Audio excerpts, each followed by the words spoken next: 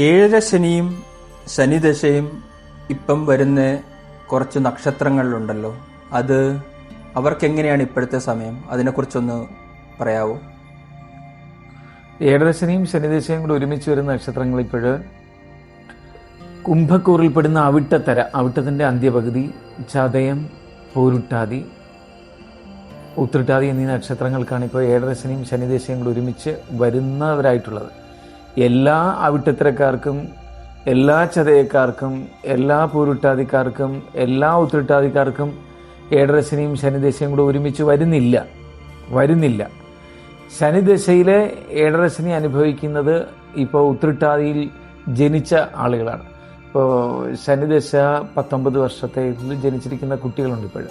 കുട്ടികളും കൗമാരക്കാരും. ശനിദശ മുക്കാലും ലഭിച്ചവർ, പൂർണ്ണമായും ലഭിച്ചവർ, പൂർണ്ണമെന്ന് പറയാൻ 19 ലഭിക്കില്ല, അതിനടുത്ത് ലഭിച്ചവർ കാണും. പിന്നെ ചതയ നക്ഷത്രത്തിൽ നോക്കുമ്പം രാഹുവിൻ്റെ ദിശയിൽ ജനിച്ച ചതയക്കാർ, രാഹു കഴിഞ്ഞിട്ട് വ്യാഴം കഴിഞ്ഞ് ശനിദശയിലെത്തിയ യുവാക്കളുണ്ട്.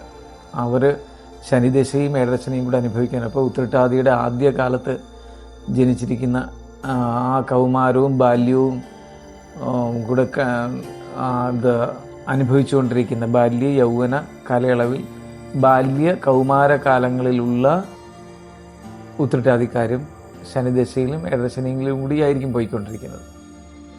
അവർ അതുപോലെ തന്നെ ചതയത്തിൻ്റെ രാഹുവിൻ്റെ ദശ കഴിഞ്ഞ് വ്യാഴത്തിൻ്റെ ദശ കഴിഞ്ഞ് ശനിദശയിലെത്തിയ യുവാക്കളായിരിക്കും. അത് യുവതി യുവാക്കൾ, അവരും വളരെ ശ്രദ്ധിക്കണം. അതിന് പുറകിൽ വ്യാഴം, ചതയം, പൂരുട്ടാതിയെക്കുറിച്ച് നമ്മൾ പറഞ്ഞില്ല. പൂരുട്ടാതിക്കാർ കാണും. പൂരുട്ടാതി വ്യാഴം ശനി, വ്യാഴദശ കഴിഞ്ഞ് ശനിദശയിൽ നിൽക്കുന്ന ഏഴരശനി അനുഭവിച്ചുകൊണ്ടിരിക്കുന്നവരുണ്ട്, അവരും ശ്രദ്ധിക്കണം. പിന്നെ അതിനു മുമ്പ് നമ്മൾ പറയേണ്ടതായിരുന്ന അവിട്ടക്കാരുണ്ട്. അപ്പോൾ അവിട്ടത്തിൻ്റെ അന്ത്യപകുതി, അവിട്ടത്തര എന്ന് പറയും. അവിട്ടത്തിൻ്റെ അരഭാഗം, രണ്ടാം പകുതി.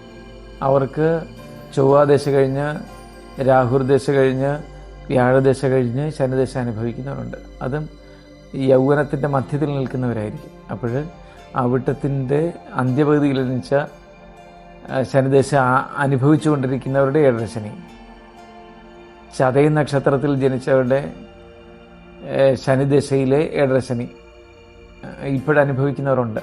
അപ്പം ശനിദശ ബാധിച്ചിരിക്കുന്നവരായ അവിട്ടം, ചതയം, പൂരുട്ടാതി, ഉത്രട്ടാതി എന്നീ നക്ഷത്രങ്ങളിൽ ഉള്ളവർ നിലനിൽക്കുന്നുണ്ട്.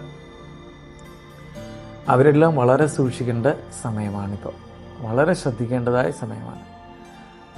ഇതിൻ്റെ നെഗറ്റീവ് വൈബ് കൂടുതൽ, ദോഷഫലം കൂടുതൽ, ദോഷശക്തി ബാധിക്കുന്നത് മണിപൂരക ചക്രത്തിലായിരിക്കും. മണിപൂരക ചക്രം വളരെ സൂക്ഷിക്കണം. ആ മണിപൂരക ചക്രത്തിൻ്റെ പ്രത്യേകത, എവിടെ പോയാലും ആസുരീയ ശക്തികളും ദോഷങ്ങളും ബാധകളും എല്ലാം പിടികൂടും. മണിപൂരക ചക്രം ജന്മസിദ്ധമായി ഉണർന്നിരിക്കുന്ന ആളുകളുണ്ട്. ധ്യാനം, ജപം, അങ്ങനെയുള്ള ആത്മീയ സാധനകളിൽ കൂടി ഉണർത്തപ്പെട്ടവരുണ്ട്.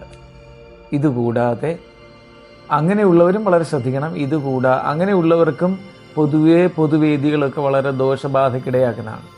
ഞാൻ ഇതിൻ്റെ കൂടെ അത് പറഞ്ഞതേ ഉള്ളൂ. പൊതുവെ മണിപൂരക ചക്രം ഉണരുന്നത് ആത്മീയ സാധനകൾ കൂടുതൽ ചെയ്യുന്നവർക്കാണ്. അതിൻ്റെ അടുത്ത ഘട്ടത്തിലേക്ക് പോയി അതിജീവിക്കേണ്ടവരാണ് അവർക്കാണ് ദോഷബാധകൾ ശക്തമായിട്ട് ബാഹ്യത്തിൽ നിന്ന് ബാധിക്കുന്നതിൽ കൂടുതലായിട്ടുള്ളവർ. ബാഹ്യത്തിൽ നിന്ന് ബാധിക്കുന്നത് കൂടുതലായിട്ടുള്ളവർ മണിപൂരകം ഉണർന്നവരാണ്. മണിപൂരക ചക്രം ഉണർന്നാൽ നമ്മൾ പൊതുവേദിയിൽ പോയാൽ, നീച സംസർഗം ഉണ്ടായാൽ, എപ്പോഴും മദ്യപിക്കുന്നവരുടെ ഇടയിൽ നിലകൊണ്ടാൽ, കുറ്റവാളികളുടെ ഇടയിൽ നിലകൊണ്ടു കഴിഞ്ഞാൽ, ആശുപത്രികൾ, അതുപോലെ ശിക്ഷാവിധി നടപ്പിലാക്കുന്ന പ്രദേശങ്ങൾ, ഇങ്ങനെയൊക്കെയുള്ളിടത്ത് പോയി കഴിഞ്ഞാൽ എളുപ്പം ബാധിക്കും. വേശ്യാലയങ്ങൾ, ഇങ്ങനെയൊക്കെയുള്ളിടത്ത് പോയി കഴിഞ്ഞാൽ മണിപൂരക ചക്രത്തിന് ഒരുപാട് ദോഷബാധകൾ ഉണ്ടാകും. ആ വ്യക്തിയുടെ ജീവിതത്തിന് ഒരുപാട് തകർച്ച വരും, വളരെ വലിയ ക്ഷീണം വരും, നമ്മൾ വന്ന് കിടന്നു പോകുന്ന അന്തരീക്ഷ സാഹചര്യമായിരിക്കും. വിവാഹവേദി ഒഴിച്ച് ബാക്കി എല്ലാ തിരക്കൂടുന്ന അന്തരീക്ഷങ്ങളിലും നെഗറ്റീവ് എനർജി വളരെ കൂടുതലായിരിക്കും. വിവാഹവേദി, പിന്നെ ഉത്സവത്തിൻ്റെ ആഘോഷത്തിൻ്റെ ഈ ഉത്സവാഘോഷങ്ങളല്ലാതെ തന്നെ ആചാരങ്ങളുണ്ട്, അകത്തെ അനുഷ്ഠാന പ്രക്രിയകളുണ്ട്. കേരളത്തിലൊക്കെ ഉത്സവ ബലി ദർശനം, അവിടെ തിരക്കുണ്ടെങ്കിലും അവിടെ നെഗറ്റീവ് എനർജി പിടിക്കാൻ സാധ്യത കുറവാണ്. അങ്ങനെയല്ലാത്ത ഉത്സവങ്ങൾ, ആഘോഷങ്ങളൊക്കെ നടക്കുമ്പോൾ അവിടെ മണിപൂരക ചക്രം ഉണർന്നവർ തിരക്കിനിടയിൽ പോകരുത്. അരതി ജനസംസ്കൃതി എന്ന് വേദാന്തത്തിൽ തന്നെ ഒരു പോയിന്റ് ഉണ്ട്. വേദാന്ത വിദ്യാർത്ഥികൾ അത് അറിഞ്ഞിരിക്കേണ്ട ഒരു ആശയമാണ്. അവർക്കെല്ലാം ഈ മണിപൂരക ചക്രം ഉണർന്നിരിക്കുന്നവരായിരിക്കും. അതിന് വളരെ സൂക്ഷിക്കണം അതുപോലെ. എന്നാൽ ഇവിടെ ഇപ്പോൾ ഇതിൻ്റെ പ്രാധാന്യം വന്നത് ശനിദശയും ഏഴരശനിയും കൂടി ബാധിച്ചിട്ടിരിക്കുന്ന നക്ഷത്രക്കാരെക്കുറിച്ച് പറഞ്ഞു.